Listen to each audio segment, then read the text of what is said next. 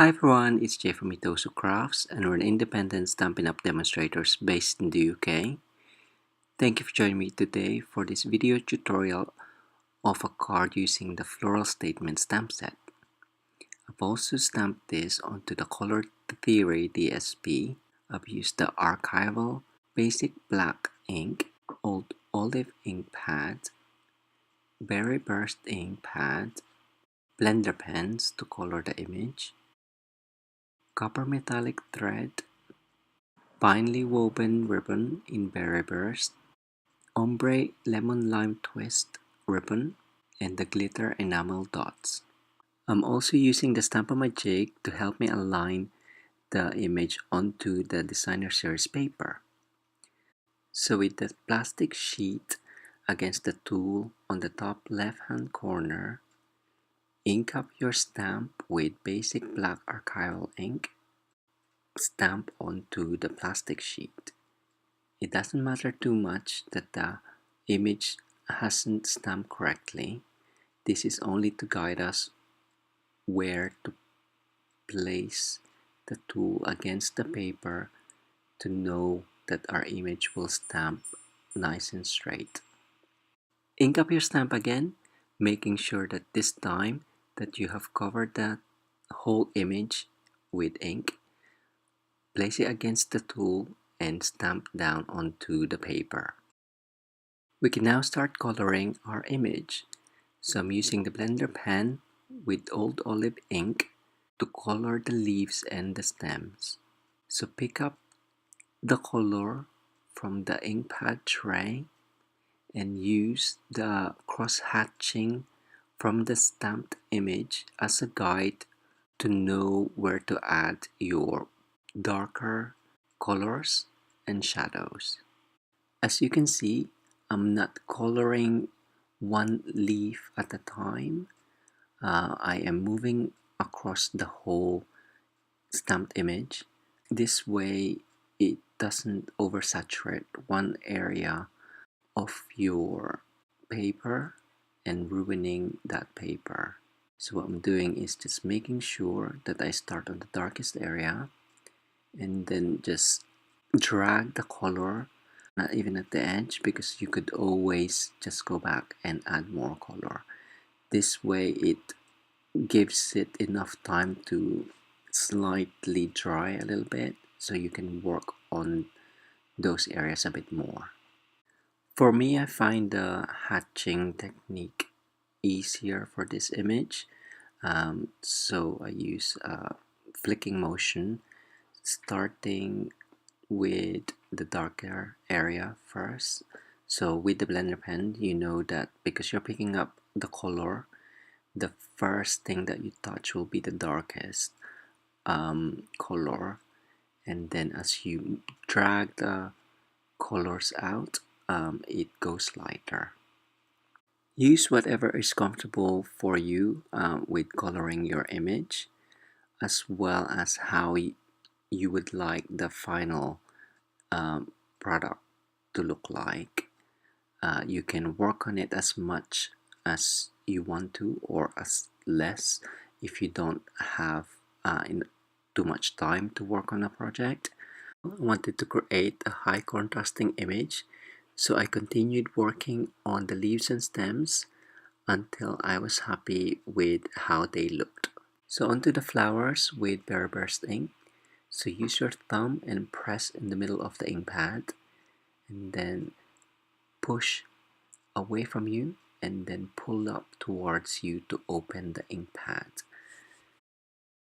So pick up the color from the ink pad tray using your blender pens, and again starting off at the darker areas of the roses and add those colors in.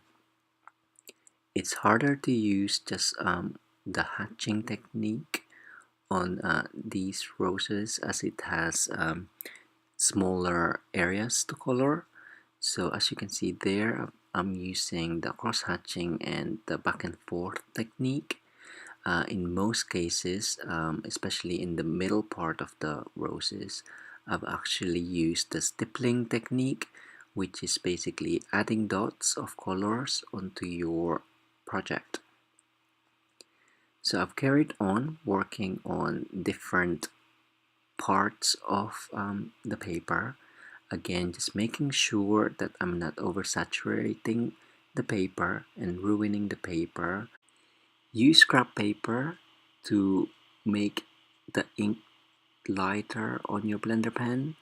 So you're basically cleaning your blender pen and making sure that if you want the areas to be lighter where you are coloring, instead of obviously coloring your project, use that scrap paper to get the color that you want. The blender pens comes in a pack of 3 and they are dual tipped. Both tips are the same in size.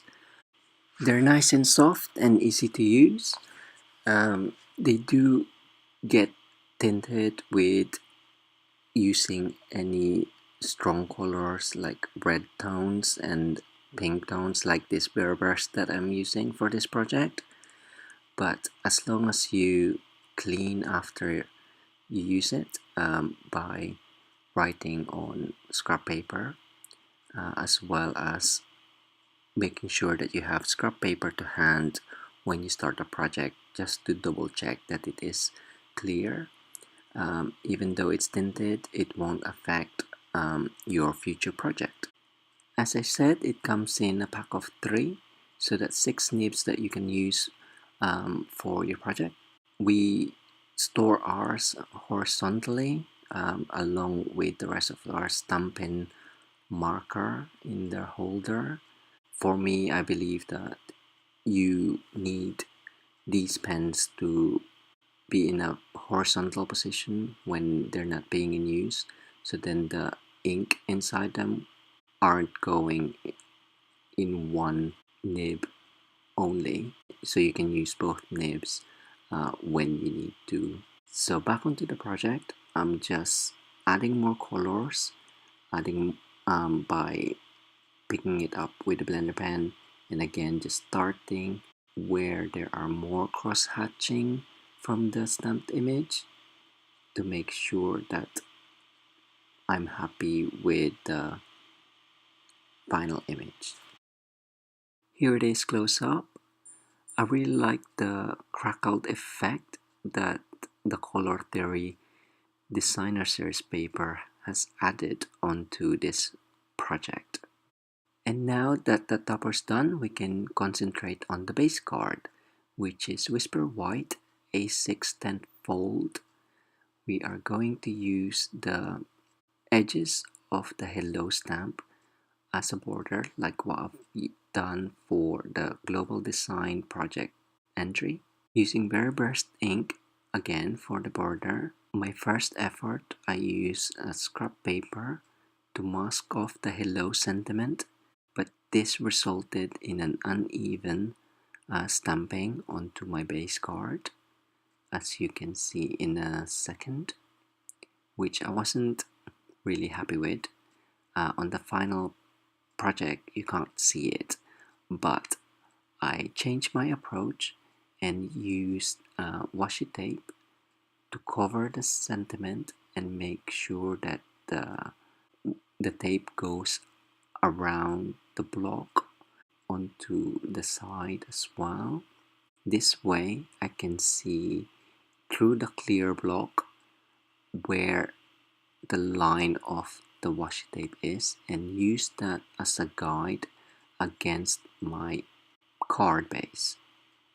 So making sure that when I align it to stamp, the washi tape line isn't over the card base line, so I know that when I'm stamping, the washi tape that's been inked up isn't actually going onto my project. So just use this over and over again until the whole card base is covered in first generation stamping, which is inked up the stamp, And then the second generation stamping is the second image without re-inking your stamp. I do like using this technique as it allows your ink to go further, as well as adding more depth to your project. To finish up, I'm mounting the topper onto the block card and then onto my base card. The color their designer series paper measures at 8 centimeters by 12.3 centimeters, and the black card measures at 8.5 centimeters and 12.8 centimeters. If you do want the measurements written down in inches as well, check out the video descriptions below for the link to our blog post. So I'm using about an inch of Terran tape to adhere the copper metallic thread. So normally I would just wrap it around my fingers 5 to 10 times, but this time I decided to make figures of 8, just moving across the Terran tape, which is a bit longer, but it does give it a different look than your normal loops. To finish up, I've got 6 centimeters of the Bare Burst finely woven ribbon and the ombre lemon lime twist ribbon on top of each other. That was stuck on using Terran tape again. Finally, we have the glitter enamel dots in Dapper Denim to complement the crackle that is on the Color Theory Designer Series paper. And there we go. This is the final project. Please check the video description below for links to our blog, our online shop where you can purchase all of the products used for this project. You can also follow us on Twitter, Facebook, Pinterest, and Instagram. And hope that you will subscribe to our YouTube channel at the end of this video. Thank you very much for joining me again today.